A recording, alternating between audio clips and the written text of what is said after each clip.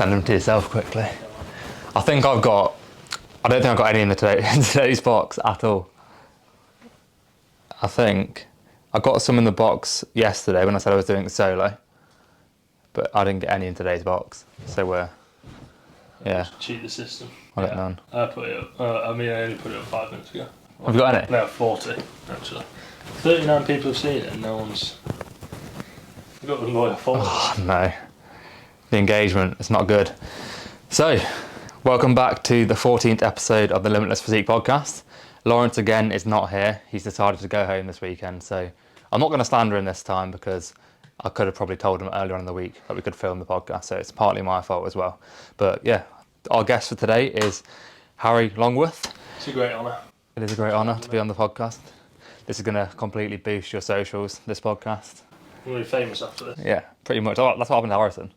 Although Harrison's episode, we actually got like over 200 views on. I don't know how. I was disappointed it didn't come out in the second one. Hey? Second episode after Harrison's. He should have stayed on, replaced him full time. Sorry mate.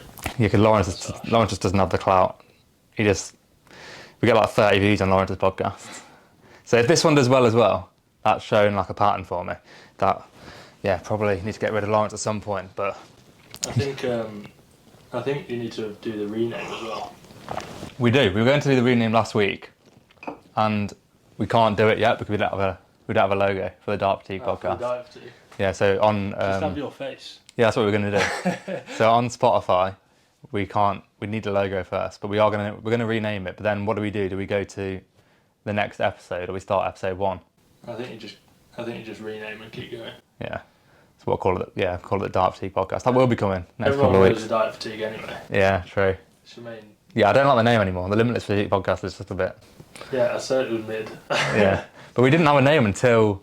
Although, did we think of the Dark Fatigue Podcast before? We might have. But yeah, we'll change the name in the next couple of weeks. Well, the Dark Fatigue Podcast was going to be... Yeah, it was, yeah. Podcast. The future podcast, which is coming soon, which we've been mentioning for like 6 weeks. What? I know, yeah. So secretive. It's going to be such a great launch. I was literally wearing the jumper. Yeah, I'm sprinkling in there. To be fair, I wore mine for my pull session the other day. Did you get any questions? Harrison was asking about it. Harrison really knows though. He wanted it in baby blue though. He wants one? He wants a baby... Well, he said it would look good in baby blue. Yeah. But baby blue and red logo... No, I reckon a navy blue would look good. Yeah. I want to get some black ones as well. Oh, that'd be sick. Black on black. Then no one's going to see the logo. This is going to end up being my whole wardrobe, honestly. We're going to cut all that out because it's such a secret. Yeah, and people are really excited to see what it is as well. When we launch, they're going to be so excited. But yeah. When will this one come out? Tomorrow. Oh. I need to edit it tonight. That's a quick turnaround. Yeah. Oh, if I can get out tomorrow, I will. But I need to get to sleep at some point tonight. So, and I've got work first thing tomorrow morning. So it depends. We'll have to do a re-up of this episode. Yeah. For the big secret. For the big secret, yeah. The big secret that everyone already knows about because I've put up my story too many times. But yeah, little update on yourself. Yeah. You're just coming out of a diet phase, or? I should probably introduce myself. Yeah, actually, yeah. Introduction. My name's Harry. I go to Loughborough at uni. This year, I've basically taken a year out to do.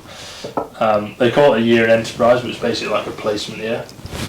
And I have the whole year to just work on online coaching. So same thing that Ryan does. I have been online coaching for like 2 years, but now it's kind of just taking it seriously for the last probably nearly a year now. So I've got a year of this, then I'm back to uni, finishing off my sports science degree, and then into the big future of the big secret. Yeah. In terms of my actual training, I was fat in October after playing rugby. Got injured from rugby, so couldn't play. But I was like 117 kilos. And turned into a bodybuilder. Yeah, now I'm a massive BB. Went for a diet, probably took a bit too long. Yeah. Ryan coached me through the first kind of section. Started in October. I've had a couple of holidays in between, so it's kind of been a long journey. But now I'm nearly 20 kilos down and still fat. So one more week essentially. Eight more days left of the diet. Taken. Now I'm down to 97 kilos. Probably get to 96 and then. So you've lost more in your diet than I've lost on prep. Yeah. You've lost double in your diet what I've lost on prep. Really? You lost 10 kilo? Yeah, I've lost. That's interesting. I've come from 170 pounds to 146, 24 pounds. What were you before? Oh. Oh. The heaviest I've ever weighed in my life is 188, but that was a bit of an anomaly because I had an off-pound meal. Kilo, like 90 kilos. 87, Yeah. but actual average weighing for the week, my highest ever was 186. So Yeah. I've come down. I'm 40 pounds down from peak ever weight, but from my prep, only 24 pounds. Yeah. Yeah, I think or at least I do. When I was fat, I thought that I wasn't as fat as I actually was. Yeah, you hold so much fullness when you're fat as well. I knew I was like a bit of a lump, but I still thought I was like an athletic lump. You can literally hold like kilos of fullness.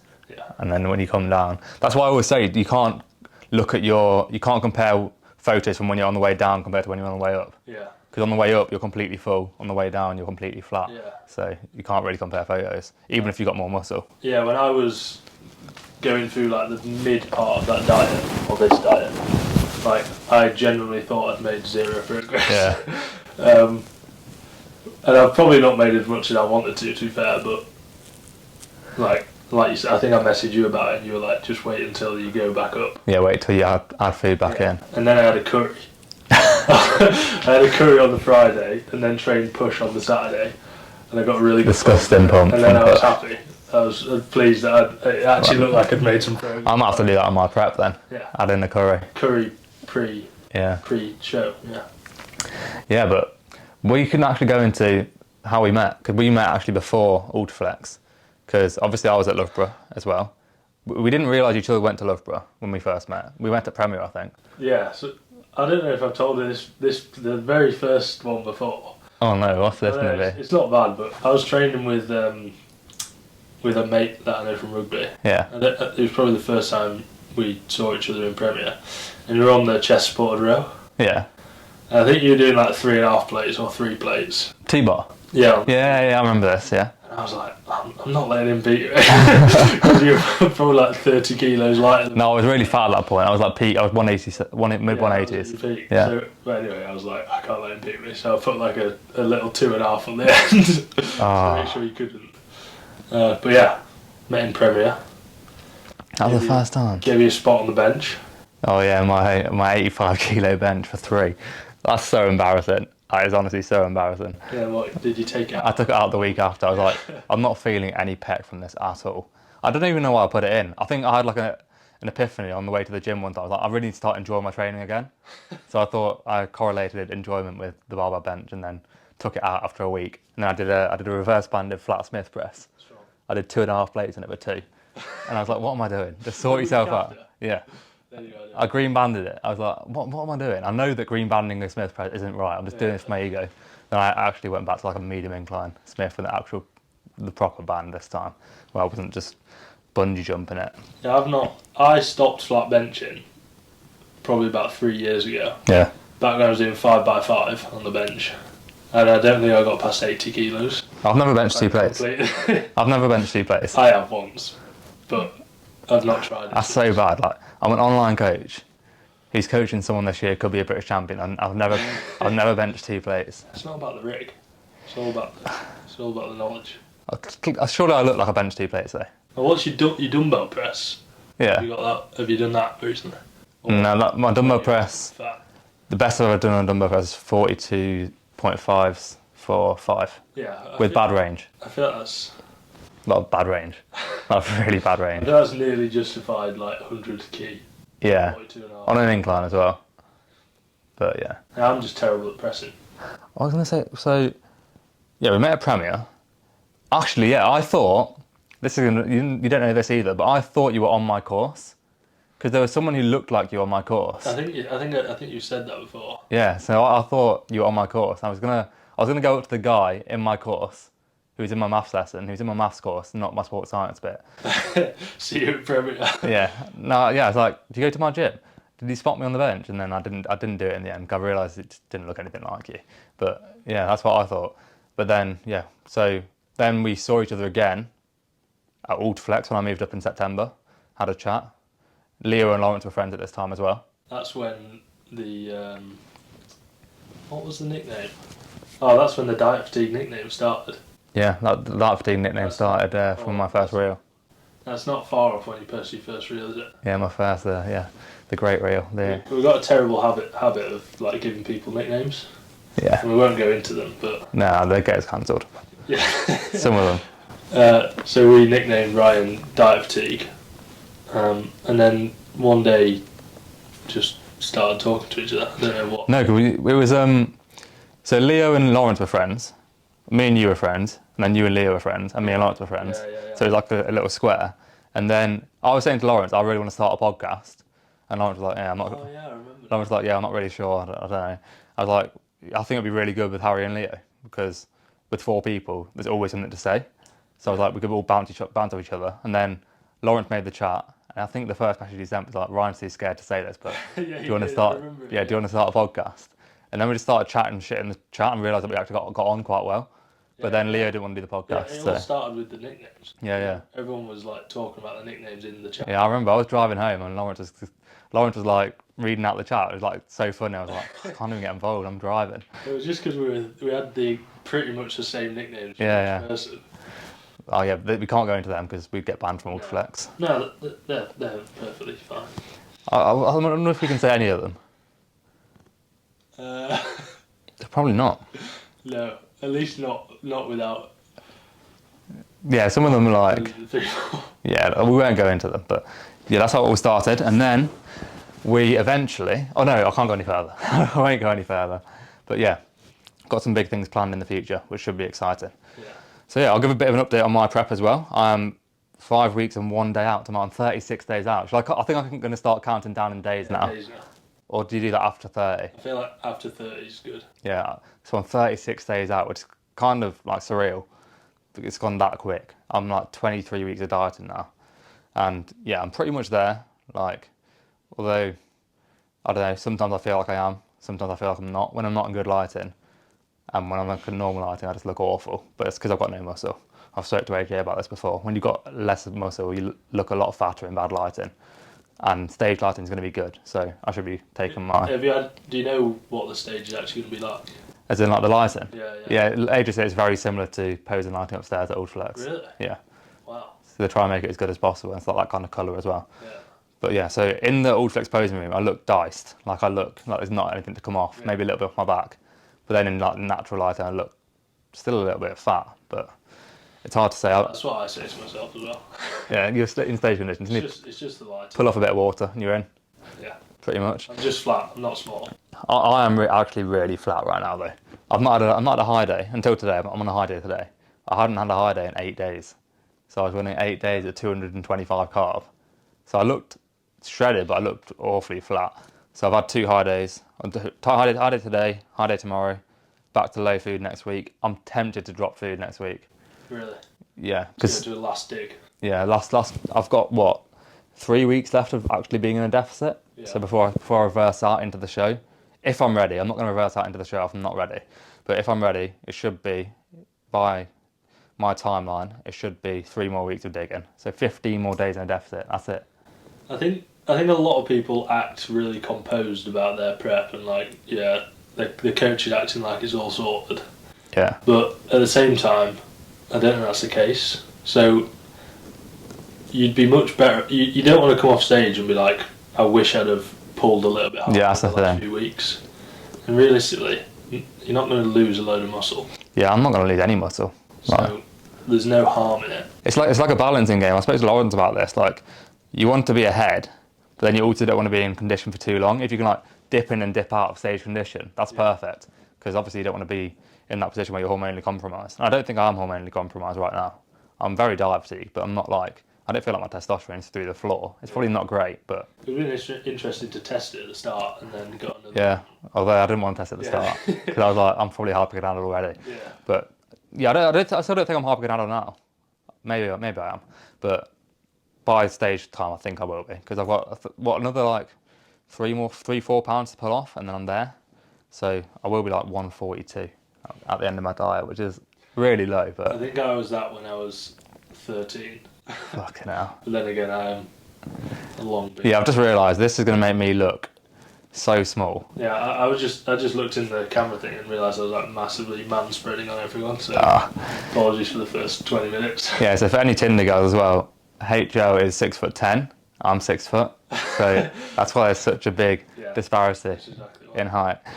He's cut off my calves as well, so that like it's not shame. Even my calves look good in like when the camera's low and I like push my calves up against the sofa, they look all right. If you're at the edge of a camera, you get a little like expansion, don't you? I need it.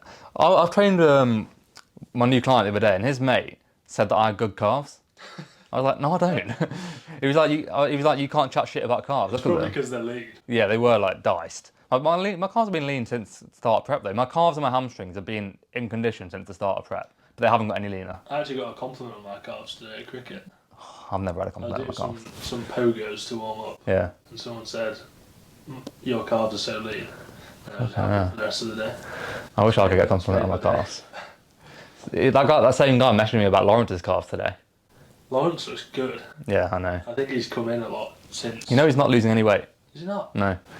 When he did I saw he did like a front double. Yeah. It looked good. Like he actually had a taper. Yeah. Like I've not seen him not fat before. Yeah, and his waist is pretty big when he's fat. Yeah. But yeah, he's come in a lot and he's not lost any weight. Like since the first week, so he dropped 7 pounds in the first week. He went from 224 to 217.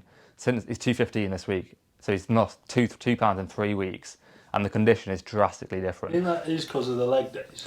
Partly, but then again, like he's looking flatter across the top. Yeah. Like his chest is looking flatter, his delts are looking flatter, his upper back's looking flatter. So it's just one of those weird things where weight isn't saying what we wanted to say.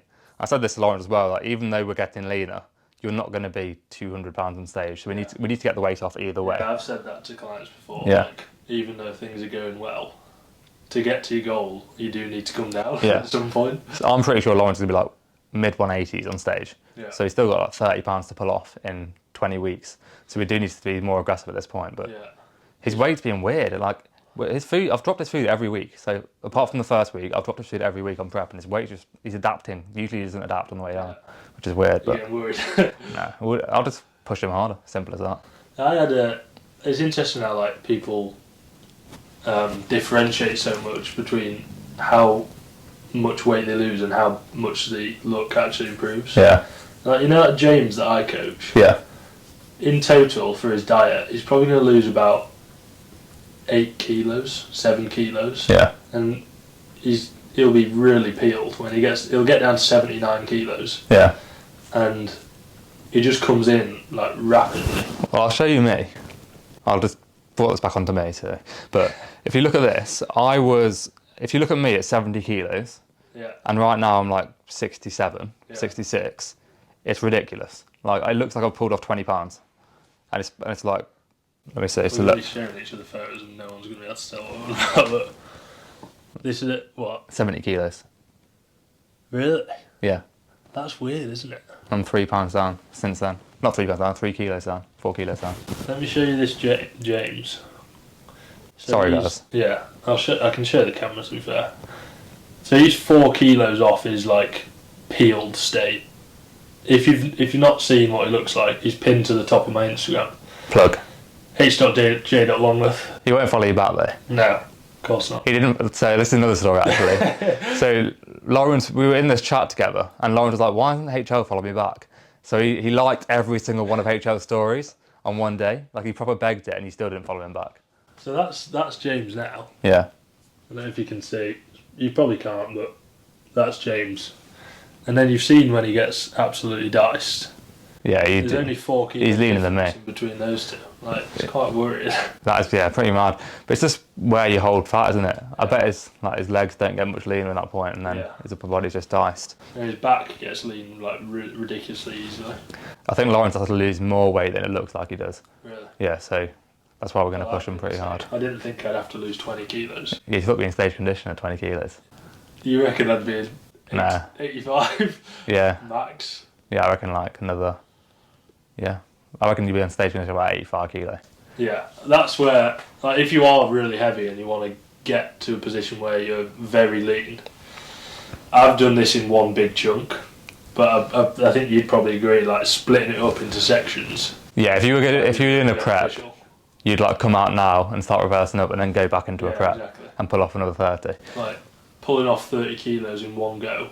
It's all relative. Like, I was obviously quite heavy anyway. I'm quite, like, tall, so 30 kilos to me is more like 20 kilos for you, probably. Yeah, probably less. But pulling off that amount in one go just puts you in the bin. Yeah, it just accumulates so much heart fatigue. Yeah. Like, the last 3 weeks, before the last 3 weeks, I've been fine. But after about 17 kilos of loss, it was like I could tell. It's fucked. Yeah.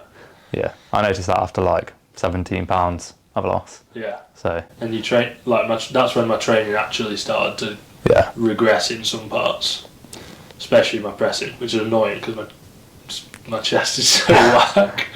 That's a good thing to note though for like people who want to lose a lot of weight.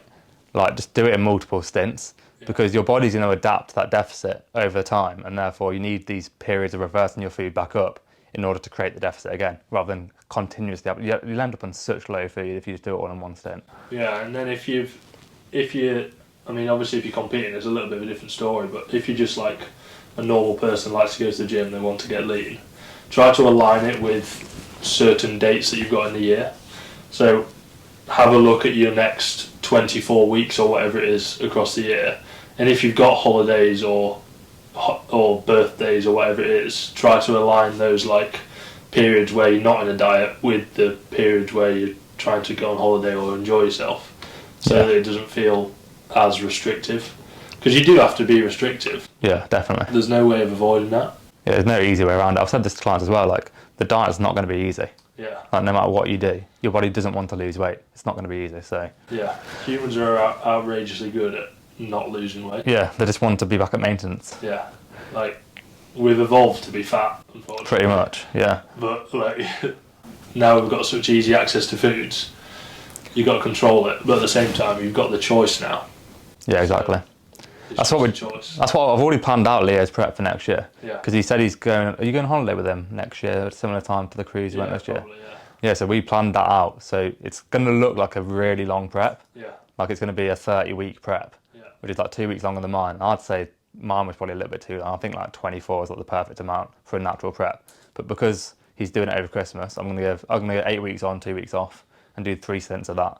So it'll only actually be 24 weeks of dieting. That's exactly what I'm doing. I've got 2 female clients that do the exact same 8-week blocks, and like it does seem to be working pretty nice. Yeah, and then in that 2 weeks, just put their food up, give them a bit of a break. Yeah, and you can probably go up more than you think. Definitely, yeah, and allow some social occasions as well.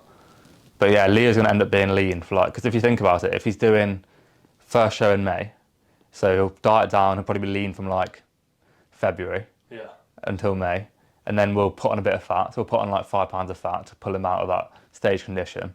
Then he's going to maintain that over summer because he wants to be lean over summer. So happy about that. Yeah, and then we're going to pull back down for finals.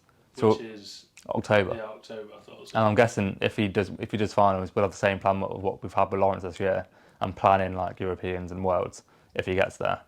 And I think Leo's probably. I've said this to Lawrence. I think Leo's probably better than Lawrence.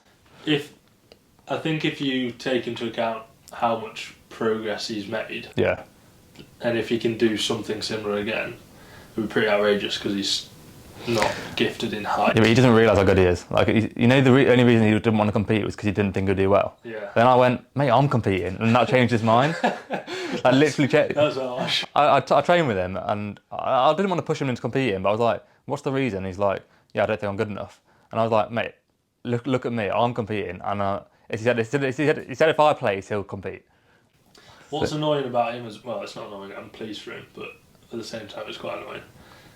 In terms of the actual like total weight that he's getting, it's pretty like small compared to even when he first started training to now. It's quite small, but every bit of muscle he adds seems to make him like visually look way better. Now, on the cruise, he had people coming up to him saying, like, asking him what he does to train his chest, and I was just sat there like, oh, me. Yeah, it's alright. I'll just sit getting salty. I really want to see him and Lawrence compete against each other one day. Yeah. That'd be so good as well. You know what I was thinking today? I'm going to get red and black shorts. What for the... No, I'm not going to say why. Oh, no. Yeah, it's a secret. It's not always like But I'm going to get red and black shorts in my show. Should we get them embroidered? Yeah, that'd be sick. I don't know how it would look though. Yeah, it might look a bit whack. Because they're proper stretchy shorts. Yeah, true. But yeah, I think Lawrence would beat him, but I think it would be on size. Like, I think Lawrence would just dwarf him, firstly because of height and because he's filled out his frame. Like Lawrence, if you go shot for shot, I think Lawrence would beat him in the front double and the side shots, and Leo would beat him in the back shot. So You think he'd beat you in a front double? yeah.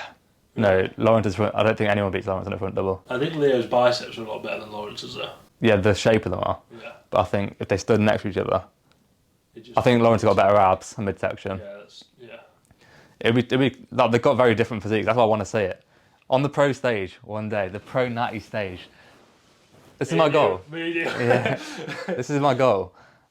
I said this to Lawrence the other day. I was like, imagine if I take 2 people to the Natural Olympia my first 2 years of coaching. Yeah, that'd be strong. Yeah, that's my goal. Take 2 people to the Natural Olympia. Literally just only get clients that have good genetics. Yeah, literally. Then you look like a great coach. Yeah, it's nothing to do with them. It's all me. Yeah, that's why I stopped. 'Cause I didn't want to make you. Yeah. No, I would have made you British champion. Oh yeah. Yeah.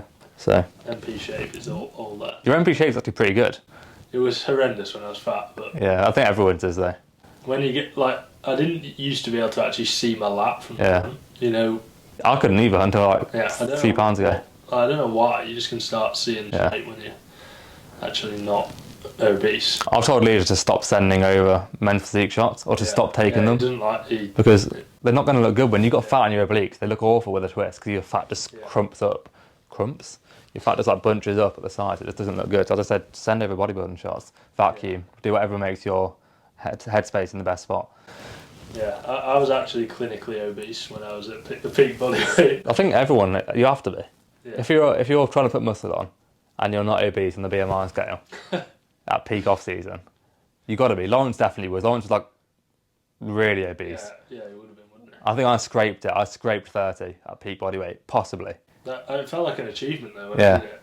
You're like, this is either Scraping 30. either I'm really muscular or I'm really really fat. Yeah, might have been the latter. Yeah. But, Yeah, but the fact Lawrence got to 110 kilos at 6'2", yeah. it's pretty mental. I was only 6 kilos heavier than that. Yeah. I was probably quite a lot fatter. And you could see his abs. Yeah, what's that about? I still can't see my abs. I think he's got the most like developed abs I've ever seen. Unfortunately for him, he's never seen his obliques. Really? Like, I said this to him. I think I've got a better midsection than Lawrence. Complete. Yeah, like with the obliques and abs, but his abs are ridiculous. Like they're just so blocky. And that's why I don't get people say he's not men's physique. Yeah, he's not men's physique when he's fat, but no one's men's physique when they're fat. Yeah. Like when he's lean, he is. You've seen his pictures when he was lean, like. Yeah, and that was before he Yeah, actually gained muscle. that's before he had any back. Yeah. So yeah, I Yeah, think to be fair, as he's got leaner as well, you can tell. Yeah, his back has it's still not ideal. it's not the same as the front or the side Sorry, at all. But yeah, it's a lot better than it was. Yeah, he'll do well. I think it will. Yeah, looking forward to it. So, should we go into the questions? The multiple questions that we got. All 2 questions. See if I've got any. 3 hours 35. Is that how long was left on the battery? That's the SD card. Yeah. So yeah, we'll go into the questions now. I still haven't got any from today's one, so I'll go back to my archive. Yeah, neither. Are you not? Not from 60 of my followers have seen it, and no one's asked a question. Leo's not even asked a question. That's poor. 127 of mine have seen it, so And none. yeah, none of them asked. But yeah, It was last minute, to be fair. It was only an hour ago. oh yeah, what was I going to say about Lawrence? He's like the most responsive person I've ever coached. Like we do one specialisation phase for a body part. So we did it for his lats. We did one specialisation phase, and he brought up his lats. Do you think, it's a bit off topic, but do you think that his weak points get flat? I think his strong points get flat. Really? Yeah. See, for me, I always think my weak points look really bad when I'm flat. That's And probably my strong because you're points look alright. over focusing on them though. Probably, yeah. But Lawrence is definitely a strong point because he's got more muscle mass there. And therefore, he's probably going to hold more muscle true, glycogen there. fair. But yeah, his delts and chest get his delts right now are really flat, but you got to get flat, don't you? So Yeah, get flat to unfat. yeah, exactly. Good motto. I can't actually find where I put this. Oh, here it is. Okay, so I've got a few, to be fair. We'll start. Nayan's asked, what food am I craving? We can do both of this. We can do this because we're both in diets. So recently I've been experimenting with food a bit, which has not been very good. But I was really craving like a beef taco burrito type thing, and I tried to make it nice, but it never quite satisfies it. I think because you're always so hungry, it doesn't really matter how much you eat or what you eat. You're always just gonna want more. Yeah, exactly. So when you're below your set point, you're always just gonna want more. Beef. It's a bit of a weird one, but like beef taco wrap type thing. I'm gonna sound like a dick here. I'm not craving anything. You know. I think it's a bit different when you've got a show in mind. Yeah. Because you're so over focused on the show. Like I've not even thought about what my post show meal is gonna be. I've not craved anything. If anything, I crave more oats. Like I'm not even joking. Yeah. I crave more oats. That's it. Oats. Yeah, I notice I'm putting a lot more salt on things to make it flavoursome. I do that so badly. Seasonings.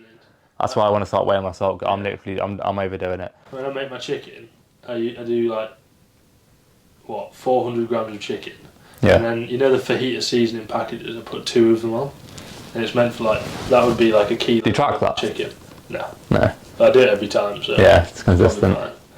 But there is actually some calories in them, though, isn't there? Yeah, a few. Lawrence asked me the other day if I was tracking my seasonings. I was like, no, and he's like, that's why you're so soft. Cheers, mate. Get one of the scales. But yeah, I think with craving foods, usually you crave what you sort of need, and generally that's like really easily digestible carbs. Yeah, so oats aren't that digestible for me, but I still have them because they're nice. I was again, probably because I'm not in a prep. It's a lot easier for me to like my mum and dad had a steak the other day. Yeah. And I had a bit, which obviously is fine because I'm not I don't have to eat it in a certain condition. But that was so nice, and then since eating that, I just wanted it more. I guess I'm craving bagels as well. Yeah. That's it. But bagels. I had 5 bagel thins today. On plan. That's definitely a thing though. If you're craving something and you end up having it, for some people I think that's fine and it gets rid of the craving, but other people, me included, it definitely just makes everything worse. Yeah. So for me at least, I'm so much better just being strict until I don't need to be. Yeah, being boring with your food. Because if I don't, then I'll just want more of it. Yeah. It's like an addiction. Yeah, exactly. That's what I think as soon as my show goes past, that's when the real hunger and cravings will kick in, because there's no goal in mind then. Yeah. And what I just have to do is set a new goal and make sure I'm sticking to it. The main thing that's going to keep me on track after my show is just the fact that I've said that I'm going to manage this really well. And I made sure I did that. I made sure I said it on the podcast. I'm going to manage this post-show phase really well. You know what you should do? When you get to 30 out, you should start doing like a daily update saying like 30 on my show. That's a good idea, yeah. And then after that, do like posts, like keep me accountable, yeah. Yeah, I'll do that actually. I bet a lot of people would want to see what happens. Yeah, I've got quite a few people messaging me that I don't know who say they've followed my prep the whole way, which is nice. So, yeah, I need to make sure Lawrence starts logging his prep more because he needs to make use of it, because you will regret it if you don't. It's your debut prep. You got to have memories of it. So yeah. We'll get Sam out for both of the. It's Sam's birthday on my show day. Is it? He said he might be able to do it, so we might need to tell him soon. But he said he's not sure where he's going to be. Oh well, we'll sort something. Yeah, if it's not Sam, who else is there? Alex Chancellor. We'll get someone else. Someone probably cheaper than Sam. Yeah. So I don't know how much Sam would charge for the day, but next question: how to supplement electrolytes? So you put them in a bottle, you drink them. What? I guess they could be asking like what to supplement. Like what actually do you need? Yeah, I guess it's argon. I mean, I could say electrolytes wise that it's not overly complicated. They're for hydration, So I'd probably have them, if you're going to have electrolytes, probably have them pre-training. Yeah. So that you're actually hydrated. If you're training fasted especially, that's how you'd supplement electrolytes, have them before you train, I guess. Yeah, I think pre-training or when you first get up. Yeah. Because your camera's gone off. But That's right. yeah, because those are the most important times, because in the morning you're going to be dehydrated, and pre-training you want to just make sure you are hydrated. Yeah. So I'd say yeah. And then in terms of what to have, I wouldn't overcomplicate it. I've got a hydration formula, but in future I'm not going to buy a hydration formula. Where's that from? Hydroflow by Conte Sports. And do you like it? Just 'cause it tastes nice. It's literally like Yeah. I saw Harrison was walking around with, everyone carries around their intra-workout bottles. Said, what's in there? He said, orange cordial. Yeah, but yeah, I'm not going to buy it in future, but I think I just literally want it for the taste. Yeah. It is good, like I can tell that it hydrates me quicker than water would, but it's just a waste of money at the end of the day. I wouldn't overcomplicate it, just make sure you're getting a good amount of sodium in through salt and a good amount of potassium in, either through potatoes, bananas, or just low salt if you're not having those foods. Yeah. So yeah, I wouldn't overcomplicate it. Next one. Should hands be pronated in the shortened position for the triceps? So, if you don't know what pronation is, that's supination, twisting your hand in, that's pronation. So, shortened position of a tricep would be fully contracted, arms straight. I don't think it would make any difference whatsoever, because unlike your bicep, when you supinate your hand, your bicep contracts, but it doesn't make any difference to the length of your tricep. Yeah. So for me, there's no point unless you seem to get some outrageously better feel from it. Then you might as well, because it's not going to take away from anything either. If anything, it might actually make it a little bit harder to get your tricep fully short, because your biceps then going to be in more of a stretch position, but that's probably going a little bit too deep into it. So yeah, I agree. For fully shorten the tricep, just elbow extension and shoulder extension. What I would say though is when people do those underhand grip tricep press downs, that's just stupid. Yeah. Because like the limiting factor is then your fingers not opening. Like a pronated grip there is going to be so much more powerful for you, so you'll probably be able to use more weight. So in that sense, probably good to be in a proper position.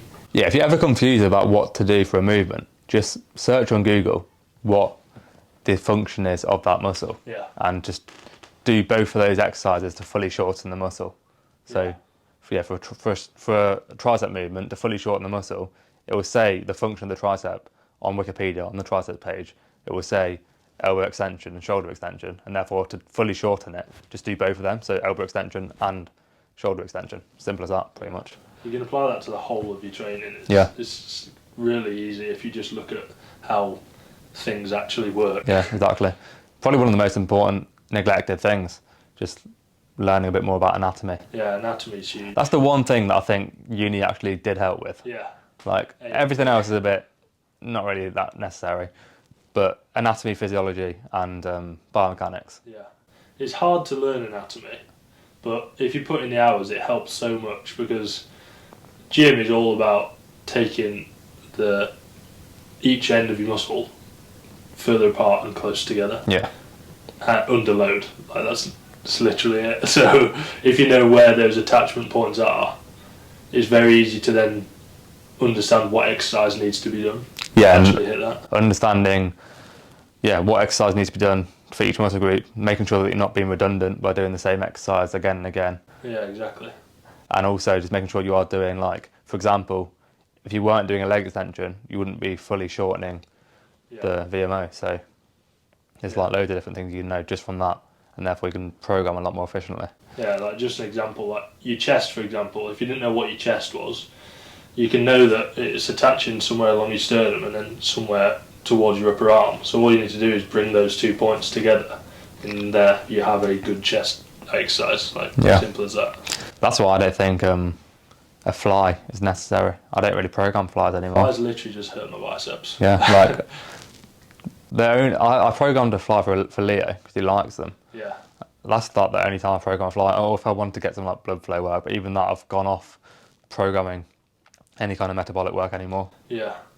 The only time where you might program of fly if you want to help someone start to get a better Yeah. connection to that. I just do sub-maximal sets. Yeah. And then loading it a little bit heavier in the short to actually like be able to Yeah. get that contraction. But other than that, you'd get just as much from a cable press as a cable fly, Yeah. if not more. Cause If it's converging, then yeah, exactly. So I think the load that I used on the cable press, I tried it on the cable fly, and the cable press was double the load. Now obviously you're going to be using a few more muscles, but the actual action of your upper arm is exactly the same. You're doing this in a press and you're doing this in a fly. It's literally the exact same. So. And that's another thing. Just because you're getting more of another muscle doesn't mean you're getting less. Yeah, exactly. So for example, on like a leg press, when you're going like with a wider foot position and your toes externally rotated, you're going to get way more adductor. But if that allows you to get more knee flexion, you're going to get more quad as well. Yeah, so exactly. it doesn't mean that you're getting less quad by getting more adductor. Same goes for every muscle group as well. So next one is, should you drop calories or increase expenditure in a diet? So I've got an interesting view on this. I think that firstly, you should be taking food away until the point where it affects your peri-workout nutrition. And then with cardio, I'd only really increase it to a point, it's going to have to get as high as it needs to. But preferably, you wouldn't be doing a massive amount a day because it's just going to take away from your daily energy expenditure anyway. So like a little bit of cardio every day works quite well away from your workout, and then that allows you to have more food around your workout. So that's my opinion on that. Yeah, no, I agree. I think for some people, creating a deficit, the best way to do it is usually by what they feel is going to work best for them. Yeah. Like there is going to be some people that just really do not want to take away food, and that probably depends on your start point. If your food's already quite low at your start point, first of all, you should probably try and go a bit higher. But in that case, it might be more beneficial for their enjoyment of the prep or of the diet to do it through cardio, and probably even better through just steps expenditure. Keeps their mindset in a better space, be more adherent as well. So I'd say what you think you'd like to do first of all, as long as you don't have some sort of major rush. A marathon every day. Yeah, exactly. But in general, yeah, I agree with you. It's probably a little bit better to go off food first in terms of what's optimal, but that's going to be a little bit individual. Yeah, that's pretty much it for that question. Next one, when to use strength profiles and resistance profiles? Never. Never use them. Literally never. Overcomplicating, man. Just lift some heavy ass weight. Yeah, exactly. These science neeks. These things apply to every single exercise you do. Yeah. So even though you might not be thinking about it, it's still happening. I think we have the same view on this. Yeah. You're essentially trying to keep it as congruent. Congruent, that's the word, as possible. No matter where it is, no matter what exercise it is, the more congruent you can make them, it's going to allow you to get more out of less, basically. Yeah, people talk about loading in the short when actually all you're doing there is taking away load from the lengthen. Yeah. Because you can't just because you're loading the short, you can't suddenly handle more load in the short. Yeah, exactly. Than if you were doing a fully congruent profile. Congruent means your strength profile, so essentially it means how strong you are. That resistance is matching how strong you are throughout that whole range. So both of us try to match that for every exercise that we do. Yeah. So you're making it harder where you're stronger, and you're making it easier where you're weaker. And if you do that, you're going to tax the muscle across its full contractile range, and therefore you're going to get a lot more out of just one set because the muscle's going closer to true failure. Say like on a leg extension, you're loading it in the short, which a lot of people do, and a lot of high-level coaches also recommend, which I can't really say anything because they're a lot bigger than me, but they're just, I don't see how they're not wrong. Like, you know what I mean? Like, you're not getting any more at the shorten range. You've got to think about what your limiting factor is on a certain movement. If your limiting factor is the shorten range, why would you load it more in the short? I think there's some people think of it as if you load in the short, it's not going to affect your compounds later on because they load the lengthened a bit more. Yeah. But actually, it's not like you have specific muscle fibres that only work in the short. Yeah. That's just not true. That's contrary to what my personal training course said. Really? Yeah. So yeah, I always try and match. Again, if you struggle to connect to a certain movement, then it might be a good idea to think about loading it in the short a little bit more, so that you can hold that contraction and like get a better connection to that muscle. Yeah, what I mean by getting more out of less is if you imagine say you're loading, I don't know, say a leg extension in the short, you're going to have to tax that short position first with one set, and you have to do another set to tax the mid-range, another set to tax. You have to keep doing more sets to actually get what you just get out of one set of doing it loaded properly and loaded more in the length and range where you're stronger. So that's what I think on that. Yeah.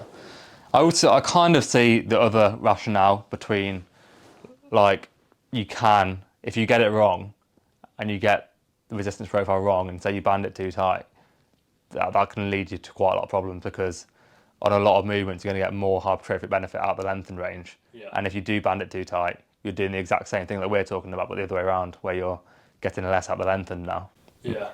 And I would say, like, potentially that lengthened position is going to be a little bit more dangerous. Yeah. So maybe if you do have some knee niggles or whatever, it's probably not the best to load a leg extension in the fully lengthened position, because probably your knees are going to start hurting. Yeah, I load it on pin 5 for that reason. Yeah. I would load it on pin 3 if I didn't get knee pain from it. Yeah.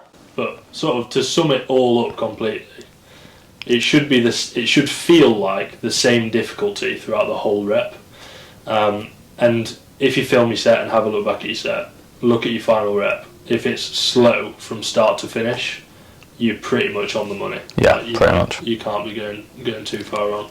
And for most movements, you probably don't need to think about it. The profile is probably good for most movements. Like, the only ones that I can really think of which are pretty bad is like a squat. It's a pretty bad profile. Yeah. So I'd pretty much, for me anyway, I'd pretty much always band a squatting movement, because firstly how long my femurs are makes it a lot harder. And I can't even speak. Yeah. I know exactly what you mean. Yeah. But yeah, for most movements you should be fine. But if your last rep, as Harry said, is slow, then you pretty much nailed it. So you don't need to really overthink it from there. Yeah. I've got one more, and you got one from... Yeah, I'm going to have to dig this out. I can't remember what it was. Yeah, so this is from my client Ismail. Shout out to Ismail. I will be getting you one of these jumpers, mate. I'm going to buy these for all of my clients because I'm such a good coach, and they're really cheap as well. Such a big investment. If they were more than £15, I don't think I'll be able to afford it. But now that I know that they're £15, I will be buying one of these for each of my clients. He says, how do you deal with a bad session? I don't have bad sessions, mate, because So optimal. I just manage everything, mate. No, I do. So I think it's a weird one, because I used to be a lot worse at this than I am now. Like, I used to have such a emotional connection to my training that if I had a bad session, it would ruin my day, if not days ahead. Like, just because I was so attached to my training, if I didn't progress on every single lift, which is a little bit unreasonable, because you're not going to progress on every single lift unless you're like in the peak of an off season and your training's going perfectly. But yeah, I'd firstly deconstruct why you had that bad session.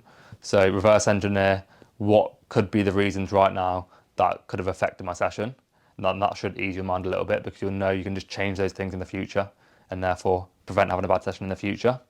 Secondly, think about fatigue. How long has it been since your last deload? How fatigued are you?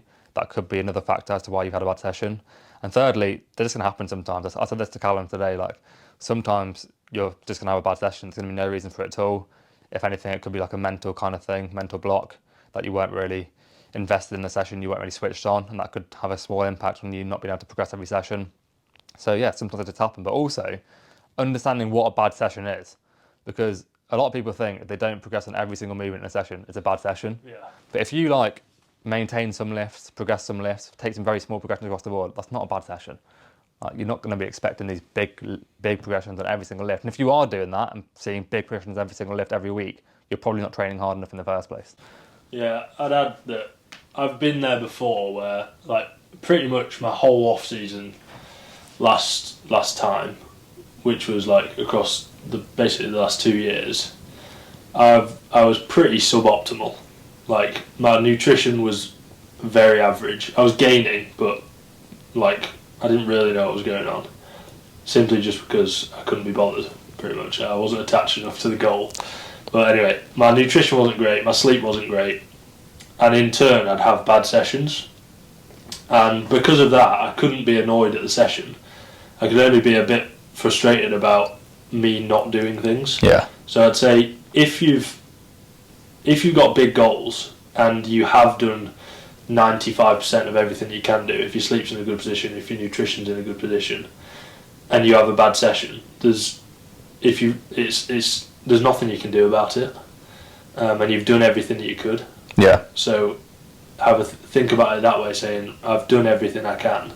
Be pleased that you've been able to do everything you can, and then you just got to roll with it. Yeah, and if it is really important to you, then just don't give yourself any excuses. Like, Exactly. Make sure there is no excuses for having a bad session. If it is that important to you, and if it's not, then that's fine as well. But then understand that sometimes you are going to have bad sessions because you're not being 100% optimal with your sleep, nutrition. But pretty much I won't say every, but most bad sessions that I've had, I can say that's the reason. Yeah, exactly. Like, I didn't go to bed early enough last night because I was scrolling through Instagram for an hour, or I missed a meal yesterday, and that would make me regress. Like, it's quite. And then once you know, just fix it, or don't fix it, and then accept the fact that you're going to have bad sessions in the future. If you want to change it and you aren't being as good as you want to be, then do make a change. And if you're not willing to make that change, then that's just going to happen. Yeah, exactly. You're going to have more bad sessions. Yeah, so you got a couple more? Yeah, I've got one.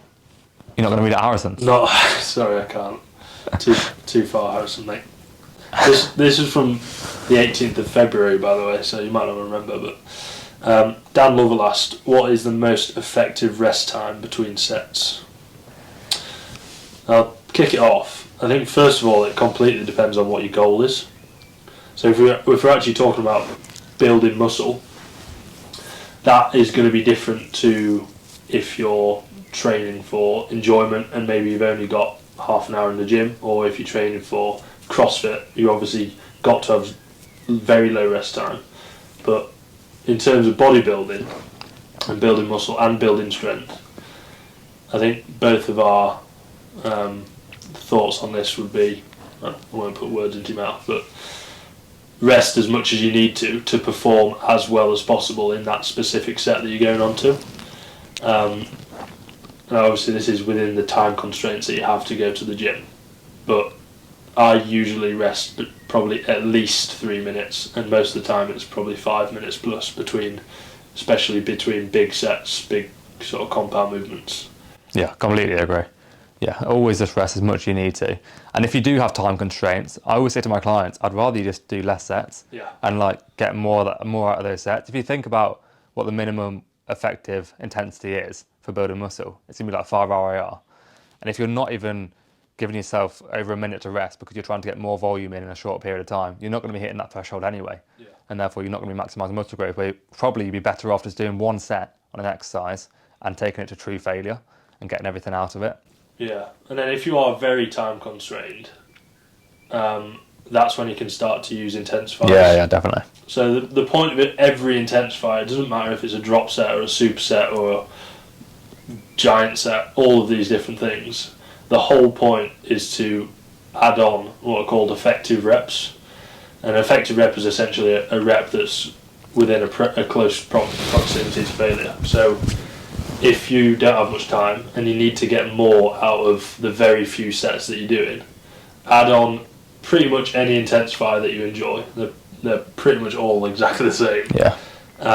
And try to get maybe 4-5 more effective reps, which are like the slow reps. And that will make you get a lot more out of your session. But again, only be doing that if you've actually got the recovery capacity. And make sure you go into failure on the first set, please. Yeah. Please do that, because if you don't, it's completely pointless. Because the point is that you've gone to failure, you've given yourself a bit of time to rest, and you go to failure again. It's not if you don't go to failure on the first set, then the first bit of the set was pointless, pretty much. I also, just on like drop set specifically, for me, if you're dropping the load by half, it's way too much. I say 30%. Yeah. That's what I say to clients. Because what will happen is, let's say you're doing a bicep curl using 20 kilos. Let's say you get 10 reps to failure and then drop to 10. The next 10 reps that you do will be miles away from failure anyway. Yeah. So you might as well drop by a small amount and be pretty much straight into those effective reps as soon as you actually start that drop set. Accumulate less fatigue. Yeah, exactly. Although I've got some clients on a bodyweight drop set for for their split squats and lunges. Oh yeah, that's just And this is just nothing to do with hypertrophy. Like, I literally just put it in there for a mental challenge. Yeah, that's actually needed though. Yeah, exactly. That's what I said to Callum, but I did it for Callum and then he just didn't recover for like a week. I was like, okay, we'll take it out. We'll add it back in later down the line. But yeah, that's literally the only reason I put it in there, because I don't even believe in the metabolic damage stuff anymore. So I believed in that like 6 months ago. Lawrence said to me the other day, it's completely on a tangent, but he was like, he pulled me up on something that I'd changed my mind on. Yeah. I was like, I can change my mind. That's a very important thing, I think, in coaching. That's completely off tangent, but I think that's important to note. I just changed my mind then. So yeah, I agree to a certain point. Metabolic stress, metabolic whatever. It's essentially when you feel like you're getting a pump, you get. It's probably way too deep to explain this. But we'll do it. It's a scientific podcast. As you get into this sort of metabolic stress, it's one of the proposed pathways of hypertrophy. Is essentially getting a pump, and Blood flow. yeah. In my opinion, you really want to be focusing on mechanical tension, which is the stretching force that you put on a muscle and progressing that over time. But if you're not getting any sort of pump from that specific exercise that you're doing, you're probably not working the target musculature very well. So even though I wouldn't target your sessions and drive them through trying to get a pump, I would say if you're doing an exercise and not getting a pump in the muscle that you're trying to train at all, you probably do need to address either your form or just the exercise that you're actually doing. Yeah, agreed. Yeah. Bit of science. Because that's the thing that's changed with my program was, like, even like a year ago, I'd program like mechanical tension work throughout the start of the session, and then move into like metabolic work where I'm doing like higher rep, more intensity methods. But I just even like on isolations now, it's just all mechanical tension, all focused on mechanical tension. That doesn't necessarily mean that high rep stuff is completely useless though. Like, you can still do a high rep set and focus on mechanical tension by taking it to failure and progressing it. Effective reps and progressing it over time. Yeah. Yeah, I actually quite like doing that, having some higher rep stuff, just a bit of a range across the board. Yeah, mine's pretty much like between 6 and 20 on everything. Yeah. I think the moment you go over 20, you're not going to fail from a muscular standpoint. Yeah, it's like on the adductor upstairs. Yeah. Oh. I did this. It's back though. I'm happy that it's back. Yeah. I did this in peak off season. I did the stack for 64 reps. Fucking hell. And like, I got off it and was like, that was pointless. It just didn't do anything. That built your cardio up. Yeah. But yeah, I did that the other day, and I think I did it with Harrison. This is the session that Harrison stormed off because he got injured. He didn't storm off. He just was a bit upset because he got injured. But I got like peak off season. I was getting like 30 on the stack, and I'm now getting like 17, which isn't that bad. No, I think I found that adductors suffer a little bit. Yeah. Especially like in the length and range, it just feels like got way less. I'm just scared as well. Yeah. Scared for my life. Yeah, exactly. But yeah, we'll probably leave the podcast there because I need to get to bed. I need to get to bed. What time have we at? How long have we been going? 5 to 9. I'll get to bed early. Great. Yeah, so There's a bed there for to be fair, it might be an idea, but yeah, thank you for guys. Sorry guys. Thank you guys for watching the 14th episode of the Limitless Physique Podcast. Share any stories if you can, because we need to say this at the start because no one shares on their stories when they're watching. Edit it in, redo the intro. Yeah. Share any stories, please. Please share any stories. We're trying to grow the podcast a little bit more, and yeah, like the podcast on YouTube, like it on Spotify, rate it on Spotify, subscribe to my YouTube channel as well. I'm going to try and upload more on my YouTube channel over the last 5 weeks of prep. 1 video a week's pretty easy for me to do, but 2 would be nice if I could do that. I could do like a training video and like other video as well, but yeah, it depends how much time I've got now that coaching's booming. So yeah, we'll catch you guys on the next one. Hope you enjoy the podcast and see you in a bit.